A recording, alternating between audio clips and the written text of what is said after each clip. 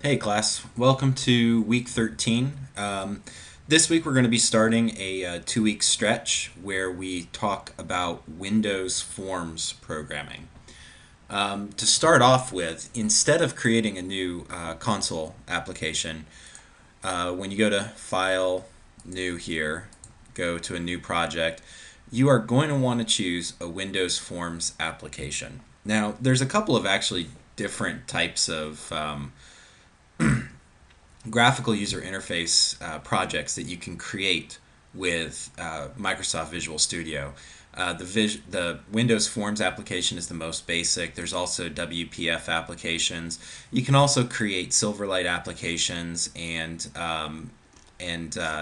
web applications, as well as Office plugins that actually use like Microsoft Word or Excel for the front end. In this class, we are just going to be using the Windows Forms application. We're not going to be getting into any of the advanced concepts. If for some reason you do want to get in those, I would recommend that you take the advanced C# class because we will be touching most specifically on web programming in the advanced class because that is an important aspect in today's development environment. Now, I am going to be the first one to say that I am not a graphical user interface developer. My business partners would definitely concur with that fact. I, I'm not really artistic as far as making things look good. I can, get a user interface to be usable, but I'm not all that great with making it look really pretty. I mean, to me, the perfect interface is a black screen with white text.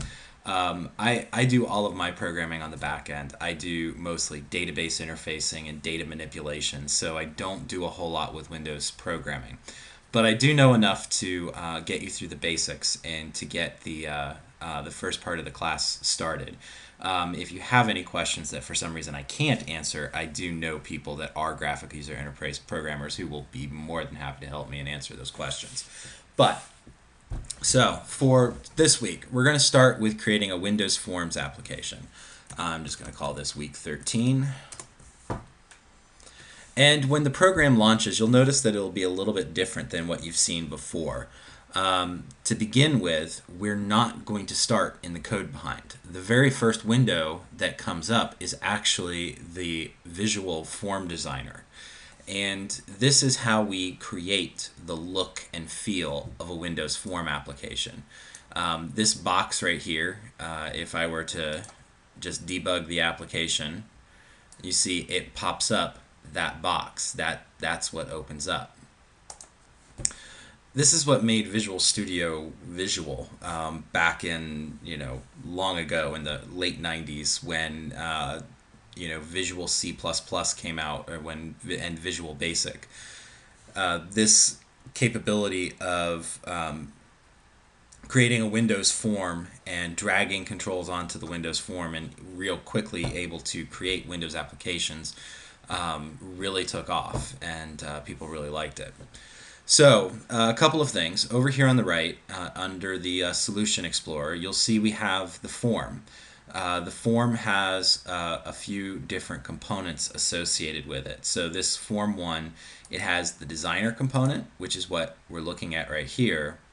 And then if you look behind that, you'll see there's some other things. This is the code file for that form design.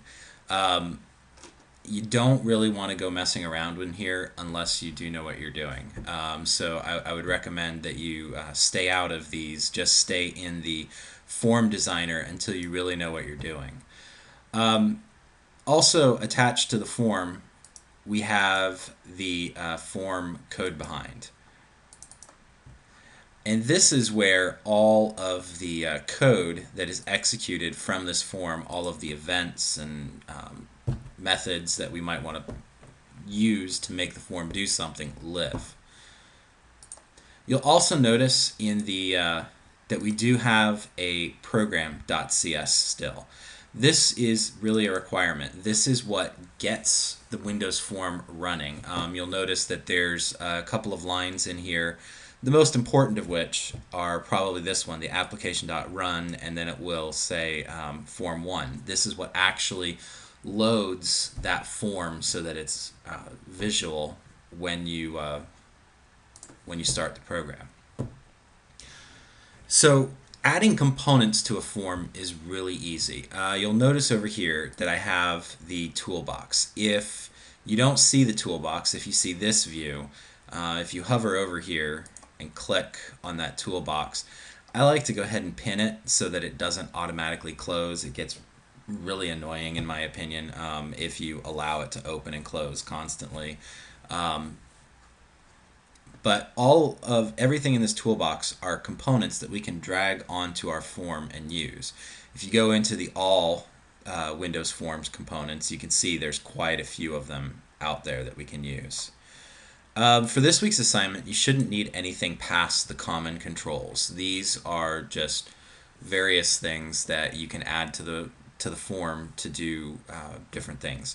The most common components that we have are labels, which just display text on the screen, the text box, which allows a user to enter text on the screen, and then the combo box. Drag that on here.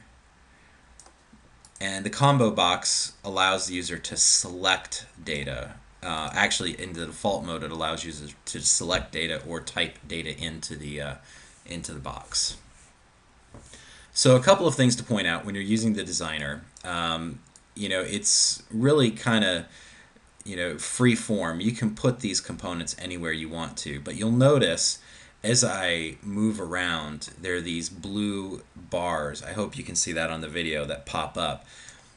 What those do is they help you guide your boxes so that you can make sure that things are lined up perfectly and that they are have proper spacing. You'll notice as I drag this one closer to it, there's kind of like a snap to at some point right there, and you'll see that little itty bitty line appeared right in the middle.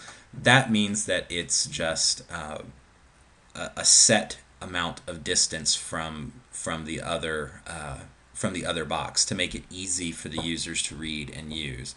If I drag another combo box on here, you'll see it does the same thing. It will snap it to a certain point where it's perfectly lined up. Another thing to note when you're putting labels next to boxes, one of my biggest pet peeves is to see this, where the label is lined up with the bottom of the box. The reason why that's a pet peeve of mine is because if you move it up just a little bit, you see that purple line there? What that purple line means is that it's actually aligning the text in the label with the text that will go in that box. So really that this label is centered in the box, and it just looks a lot better when you see that on a Windows form. Another common component that we'll use is buttons. There it is. You can drag a button onto the screen and put it in line. You'll notice as I've drug components onto the screen, they kind of have some like default names to them. Over here, we have our properties section. In this section, we can change all of the properties of the different components that we put on the screen, including the actual form itself. You'll notice right here, if I click so that just the form is highlighted, not an individual component, one of the more common things to change is the text here. This text is what is displayed right here. So I can change that to my Windows form, and when I do that, it will change the text on that bar. There are other things that you can change in here. You can change the font and the color of that text. You can also change the icon. That's someplace in here. Let's see if we can find it.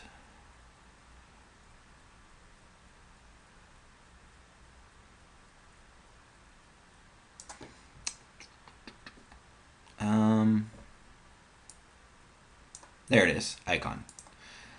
You can change that to, I don't have any other icons on my computer, but if you wanted to draw an icon or download an icon, you could change that icon.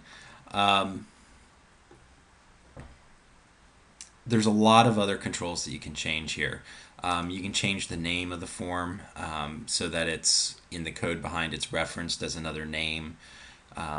You can change the background color. You can change the size. You can change where it displays on the screen when it opens up.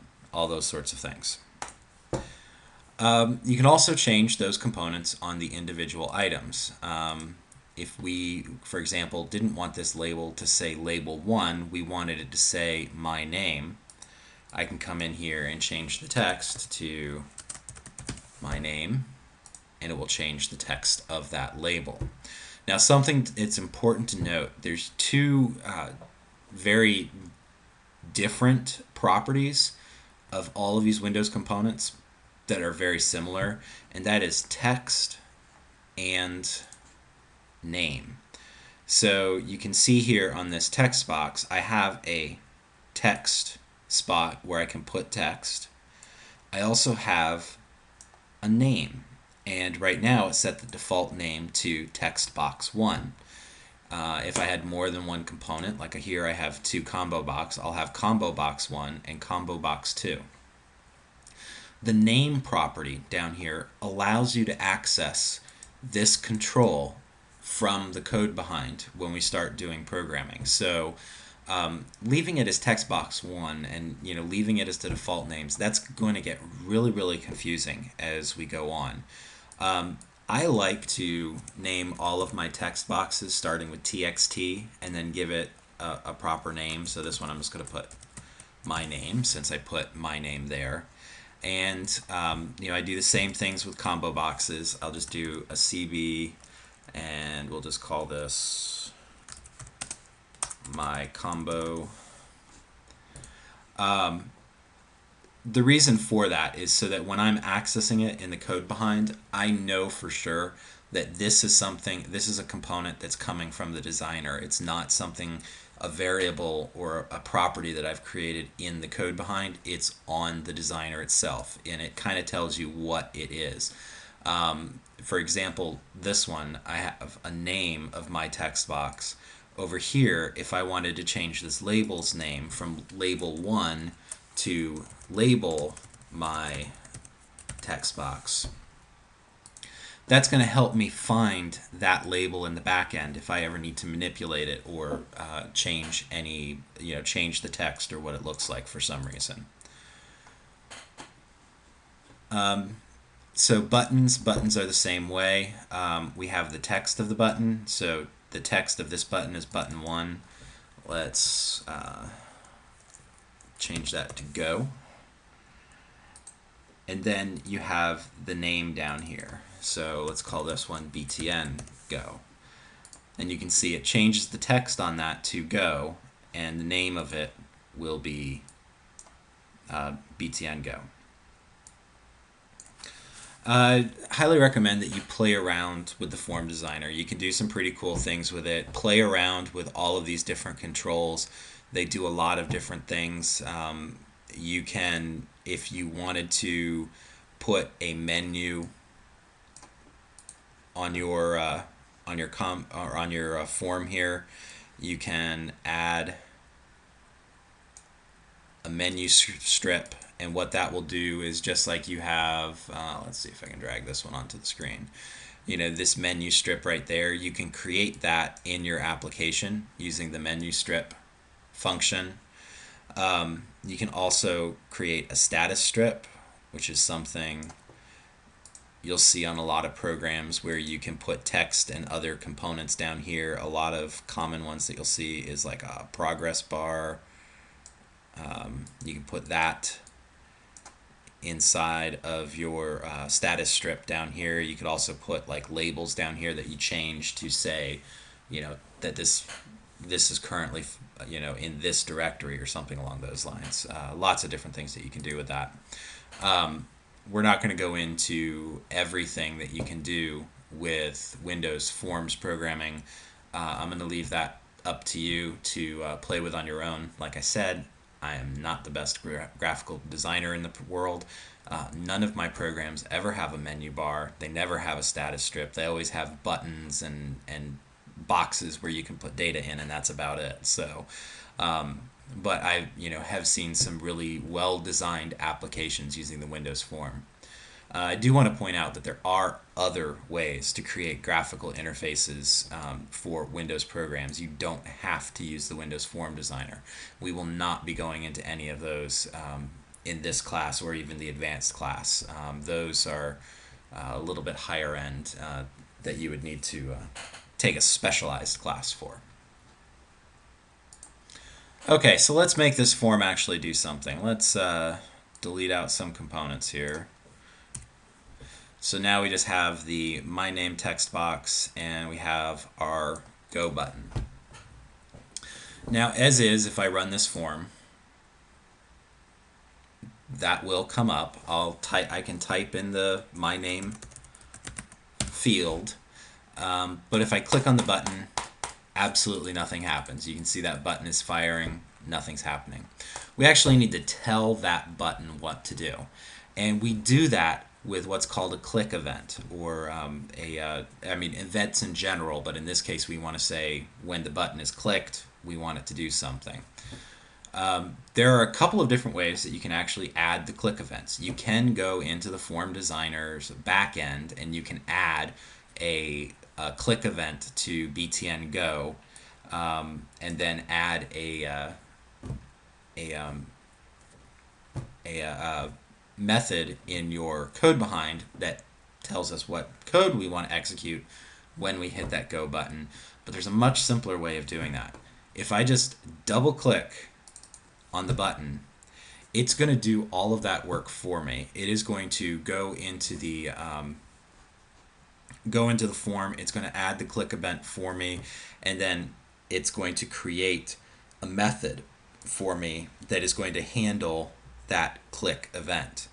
Now, when it automatically creates the method, you're going to notice a couple of things that it adds to it. You're going to have this object sender, and you're going to have event args e, that every time you allow the system to create a click event for you or any type of event for you, those things are going to show up. And you can get some information from those. If I were to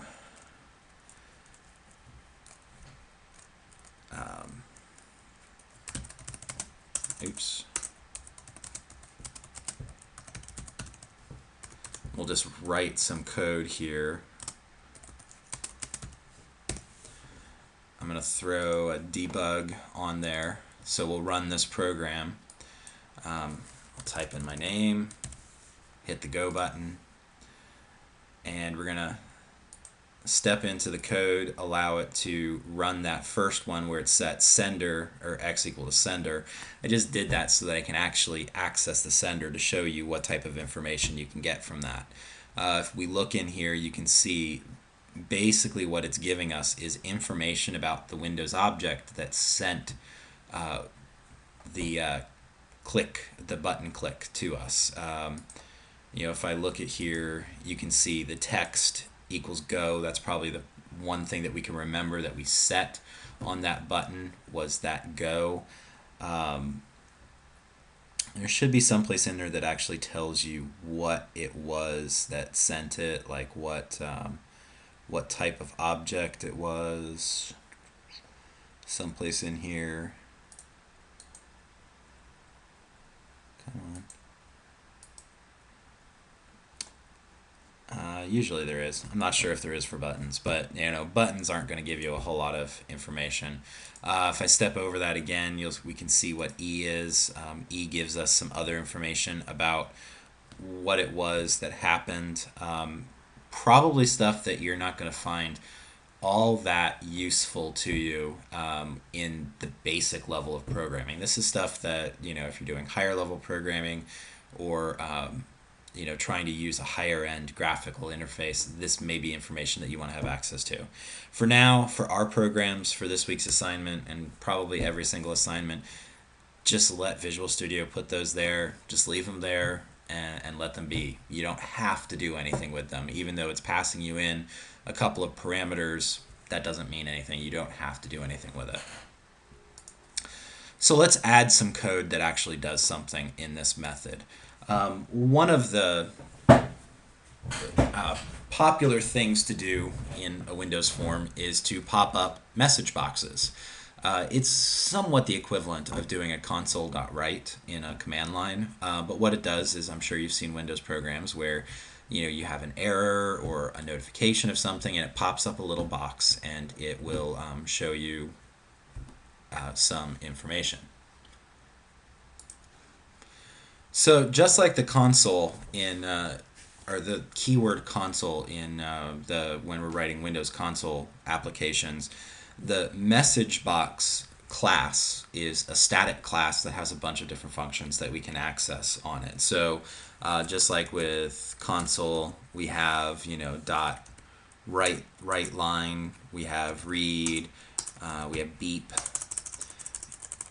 For message box, we have a bunch of different, we have one method that you're really going to call show.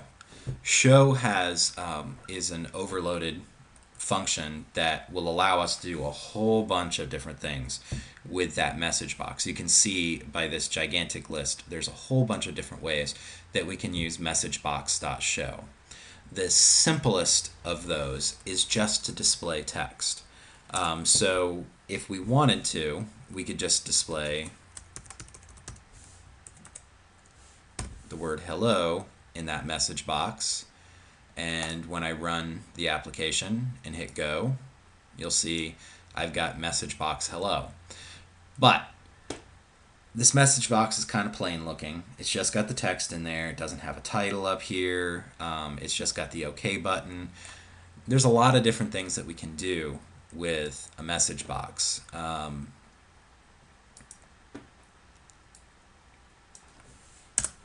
Let's go ahead and let's create a variable. Let's create a string variable and we're going to call it my name. And let's set that equal to whatever information somebody puts in this text box. If you remember, we named that text box txt my name. So in my code here, I can access that text box just like I would any other variable. This form here is actually a part of this class here. So you can access everything that's on this form in the form's code behind. So if I just say txt my name, I'm accessing that object. Now you'll notice as I do that, I've got a red squiggly line. That's because I'm trying to access the whole text box. Notice it's giving me a cannot convert message. It can't convert from a text box to a string. If we want to access the text that was put inside that text box, we can do that by accessing the txt my name's properties and just accessing the text. If we look at that drop down after the dot, you'll notice that everything in here looks very similar to everything in here. And that's because it's the same. It's the same properties that you can access by setting the properties here that you can access in the code behind.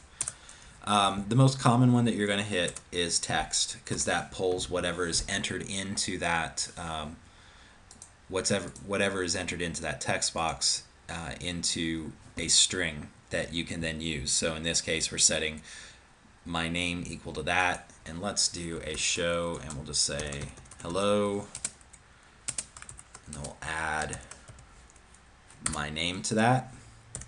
We can put in a comma, and that will show us some of the other things that we can do. So some of these are grayed out, and that's because we didn't enter an integer, just showing what the window owner is, which is fine. It doesn't apply to this particular situation. So the next thing that it's telling us we can do is add a caption. If I remember correctly, the caption is the title of the message box.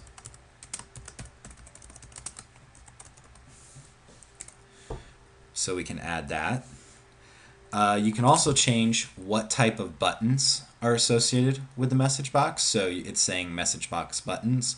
I'm sure if you've seen a Windows program throw an error before, you've probably seen the abort, retry, ignore. You can just have an OK button. You can have an OK cancel button, retry or cancel, yes or no, yes, no, cancel. Let's just go ahead and select the yes, no, cancel.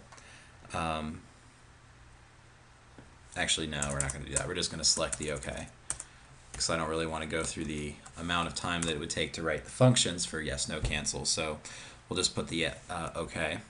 If we do another comma, you'll see we still have more choices here. We can change the message box icon. Now you'll notice, remember, the message box that we had pop up before didn't have an icon associated with it. But there's all of these different icons that you can add to the message box. Let's add the information icon. And there are some other things that you can do. You can add help files and help buttons to the text box, but we're not going to do that. This is enough, I think, for right now. We're going to just say hello and then the person's name in that text box. So let's run this. Put in my name. Hit go. And you can see, yep, I got the caption right. My message box. I have my informational icon that pops up, and then the text that I wanted to display in that message box. So you can do that with all of, you can make those look however you want. Play around with the different buttons that you can show, the different icons that you can show this week when you're writing your program. So now I've shown you how to read text from a object that we placed on the form. Let's talk about actually adding to an object that's on the form. Let's add another text box here to this window.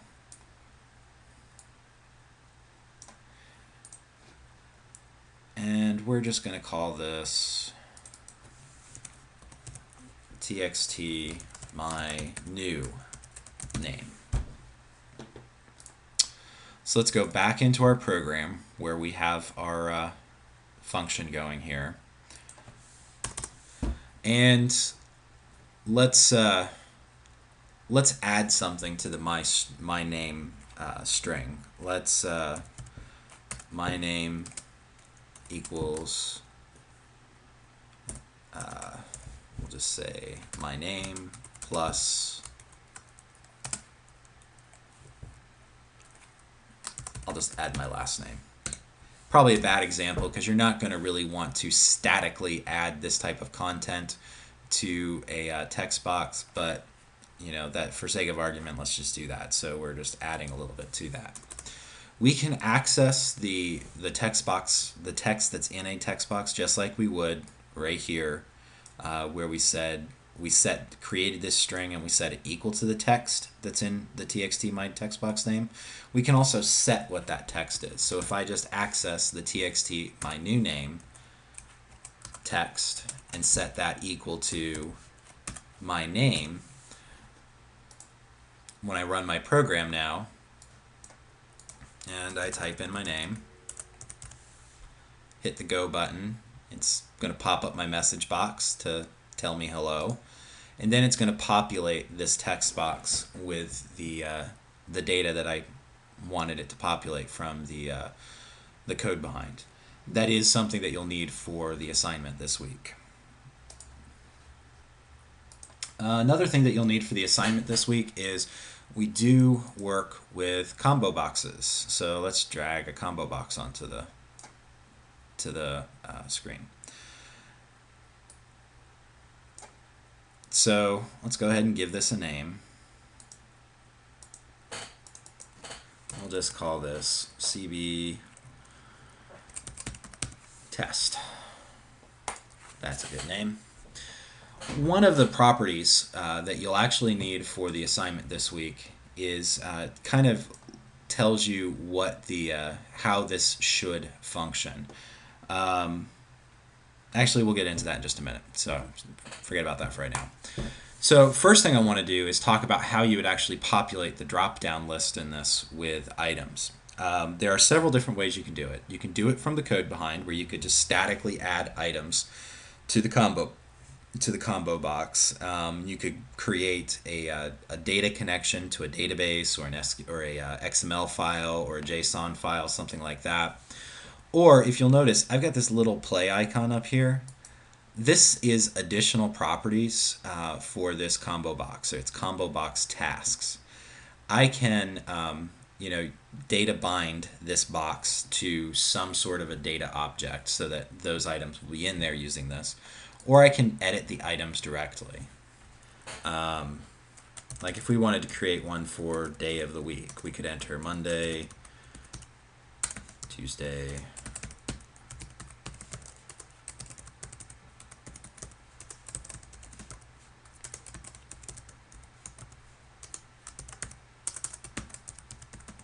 there we go.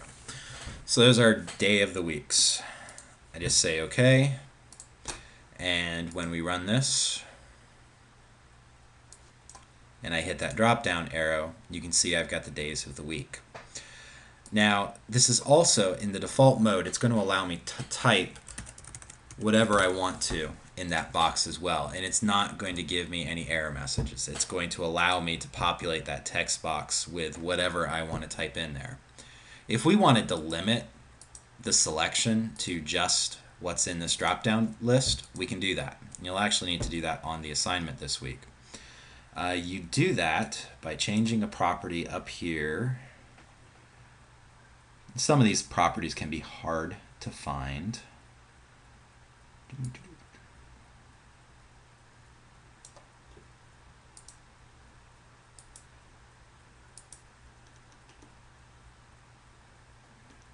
Oh, I'm on the form. Huh, that's why I'm not finding it. That is something to note. It's really easy to get turned around and not have anything selected, and you're looking actually at the default properties of the form. So keep in mind, if you're pulling your hair out trying to find a property of a component, make sure you have that component highlighted.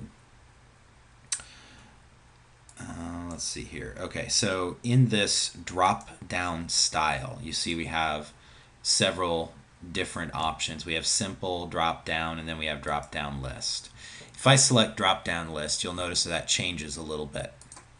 When I do that and hit the run button, I can no longer type in that box. I mean, I can, but you can see when I type, it's going to pop up with the first. It's going to use that letter that I type and go to that section on the box. So this won't allow the user to put whatever they want to in the box. This will force them to choose whatever option, whatever options are in the box. So another thing that you can do with drop-down lists is you can add events to drop-down lists just like you can with buttons. Now in the button, we added a click event. The most common event that you're going to add to a drop-down list is a selected item index changed event. And if I just double-click on this, it will automatically throw that event into the code behind for me. You can see I've got the selected index changed on here, and it gives me a spot to enter in code. So if I wanted to, we could access the txt my new name .text, and we could set that equal to the selected value from the drop-down box. If I access cd test dot selected item,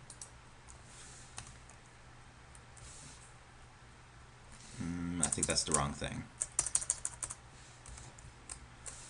Sorry, selected text.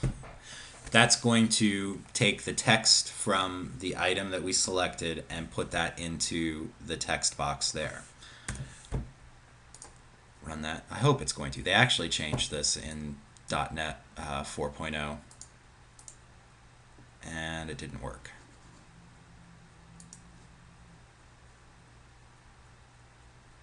So let's plug in a debug here. We'll change this to Wednesday. Okay, so we know that part of our code is firing. We'll step into this and let's see what that is. Selected text is blank. So let's see, what is it that we actually want to access? It was selected item.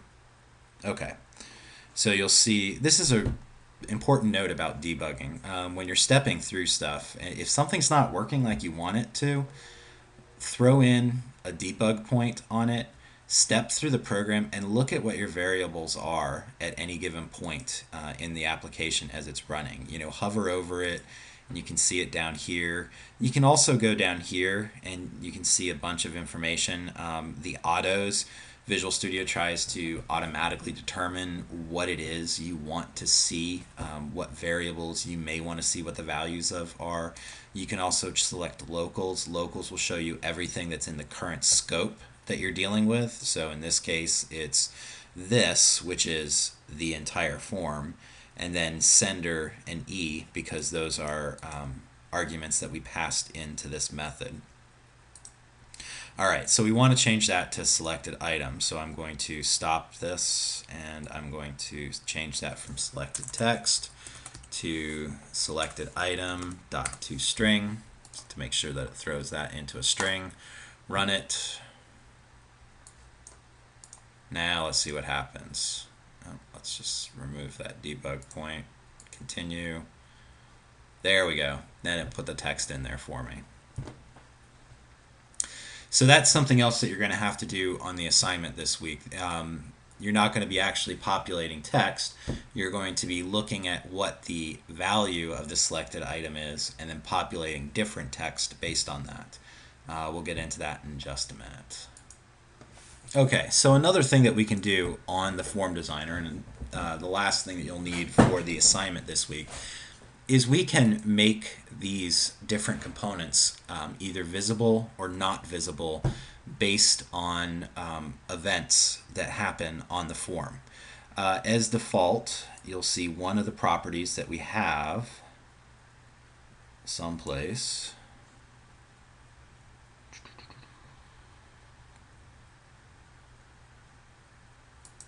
is a visible setting, and I am probably just missing it. There it is, right there.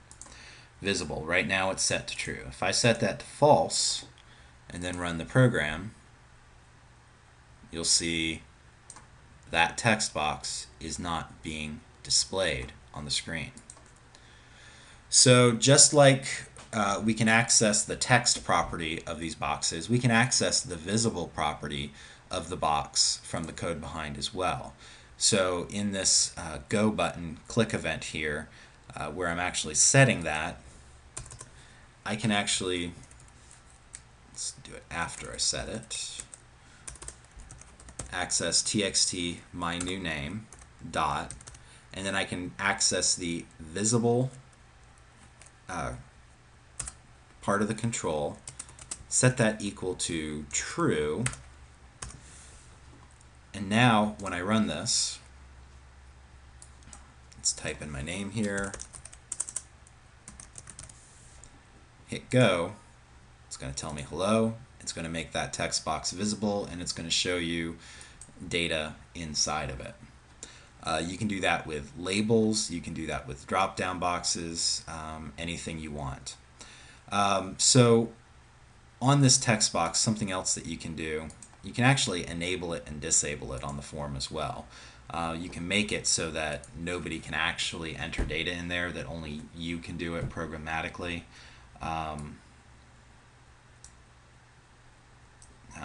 Let's see.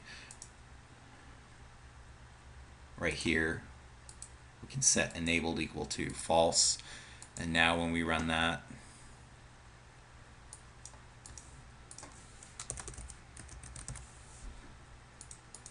it says hello. You can see that's grayed out. It won't let me change it. That may be something that you want to use on the assignment this week as well, although I did not make that a requirement of the assignment. So in this week's assignment, we are going to be creating a mortgage calculator using Windows Forms. This should be a fairly easy application for you to write. There's not a whole lot of coding to it, and the complex coding that you do need to do, I already wrote for you. You can actually just copy and paste it directly out of the assignment here into C#, and that will work for you. So I want you to create a new Windows Form application. I want you to change the title of the form, so this right here, to mortgage calculator. Create a text box and label for loan amount, so just like we did here with the my name and this text box, create that for loan amount. I want you to create a combo box for the term of the loan, and so add items to it for 30 years, 20 years, and 15 years. Also change the style to that drop down list, this style, so that people can't type in whatever they want to in there.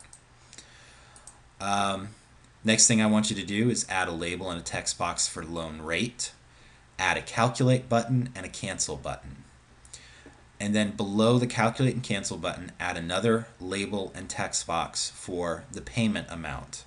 And go ahead and set the visible property of the label and the text box to false. You can also set the enabled property of the text box to false as well if you'd like to prevent anybody from typing in that text box.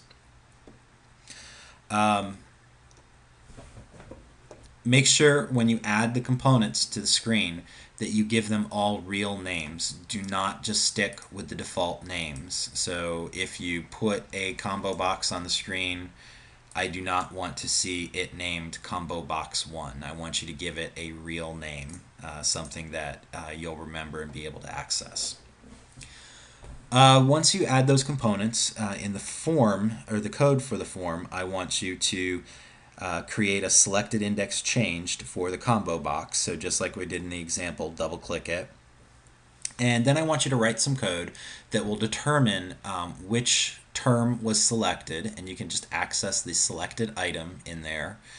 And since we're dealing with 3 different items here, this might be a really good time to use a case statement, a switch case statement, just a hint. And then what I want you to do is take, based on whatever term they select, I want you to put this interest rate into the rate text box. So up here where we added the text box for loan rate, go ahead and just populate it with those numbers there. I want you to create a click event for the calculate button, and the first thing I want that click event to do is calculate the mortgage payment based on the following formula. You'll need to take whatever term they selected and change that to the number of years. So if they selected the 30-year term, make it 30 years times 12, so that should equal 360. And do that for the rest of them too. And then the monthly interest rate, so take the interest rate out of the text box where you added it up here and divide that by 12 and create the monthly interest rate variable. So these are all variables that you're going to want to put in. You're going to want to make them double values most likely.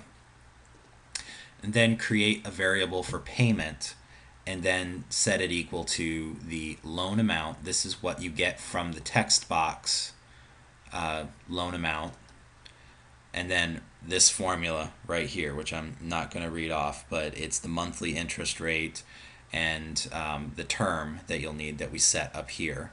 So you'll need those 2 values inside this formula to calculate the interest rate.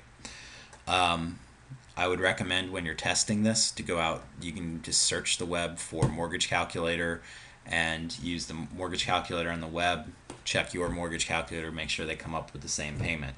If you don't come up with the same payment, feel free to email me what you have for the mortgage calculation. I'll be happy to look at your code and try to help you out, figure out where you might have a problem.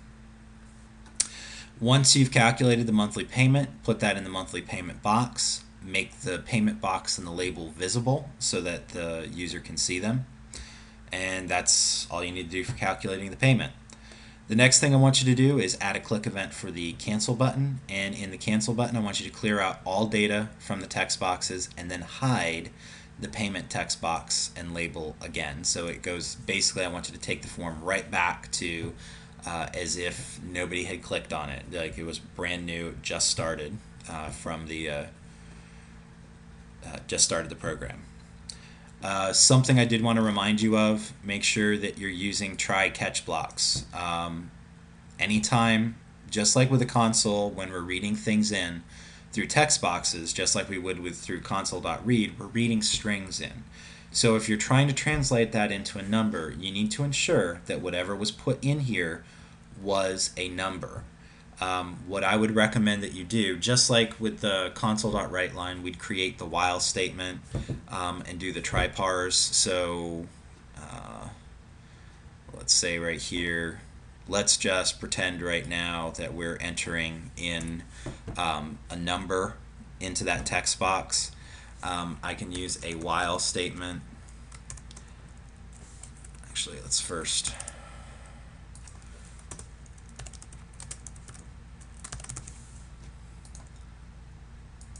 create an integer value. Let's go ahead and initialize it just for good measure. And I can say while not int dot try parse txt my name. I know it's not a name, but we're going to select the text out of that and set it to out my int. So just like we did with where we would put the console.write line in here, we're just console.read, excuse me, right here, we're swapping that out with the text box's text, writing that while loop. And here would be a really good time to populate or to do a message box.show, and we can say enter a number dummy. Give it a caption of error. We'll say message box buttons, we want OK, and then we can use the error icon. So now when we run this, if we enter anything but a number, it's going to pop up an error message box saying, hey, you didn't enter a number. Oops. And I created a loop.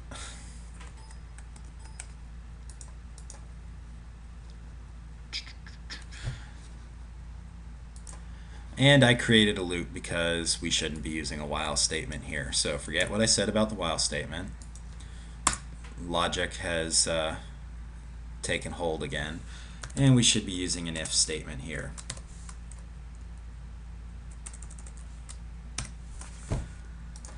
When we did the while, basically what was happening was we were never giving the user the opportunity to enter in a number again, so it was just going to error out.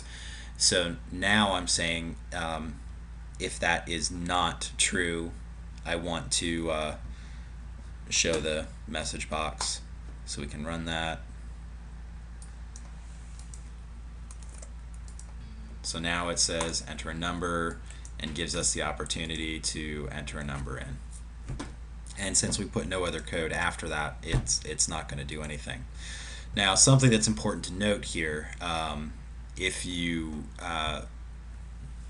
do want to put code after this that actually does something, if that's not true, we need to deal with that some way.